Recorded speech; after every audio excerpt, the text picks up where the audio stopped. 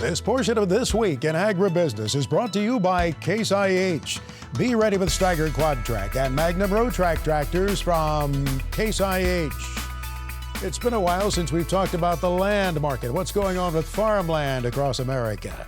We often visit about that with our friend Ray Brownfield. Land Pro LLC is his firm. Welcome back, old friend. Thank you. We noticed that double-digit drop in the value of land in the state of Iowa in a recent report. That's not insignificant, is it? It's not. The Realtors Land Institute, the Iowa chapter, just had a meeting and they had a survey. Just came out today, 11.3% average in the year's time, and down to 11.3%. Down 11.3%, which is pretty significant when you think about it. But then on the other hand, they went up fairly rapidly in the ethanol industry when things really were going big out there, and they still are. But we're starting to see some downtrend in the commodity prices. Therefore, that's what's happening. Do you think that's also the case in other Corn Belt states, ranging from, let's say, Nebraska to Ohio, up into the Dakotas, down through Kansas? It is. Done some work in Ohio just recently and saw that same trend going on out there with pricing. Everybody's still hoping to get more, but it's really not there with this commodity price. And same would be in Nebraska.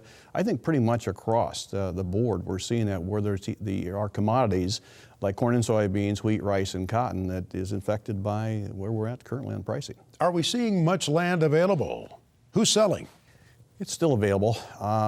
Estates are always out there. People pass. The children decide they want to divide the money from the sale and go down the road with what they want to do.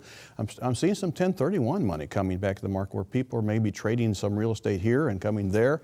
And it's more than I would have thought, but I'm actually working with some right now, and that's pretty exciting. So that's there. The farmers are still in the market if it's right next door to them, and there's investors out there looking for opportunities. Ray, hasn't the 1031 activity in the past been tied basically with urban sprawl, developers coming out buying land? Is that what is driving this now? Not necessarily. We see people may have sold some commercial real estate, maybe gas station complex, perhaps. I know of one of those. Got much money to go. He wants to go into agriculture. He sees that as an opportunity because now's the time in a depressed market. And I think he's probably right. Maybe now is a good time to be a buyer.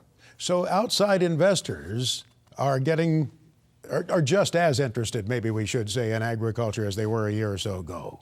I would say as much or more, even though they know they're going to take less of a return with the price versus rental at the present time. But the stock market has just been a terribly volatile market to be in, and that's chasing people back out of that into land. Land long term is the best there is. What are, you mentioned a person who had a shopping center development. What do you see generally when there's an outsider investing in agriculture? Is it a doctor? Is it a lawyer? Is it a big Wall Street firm? Mm-hmm.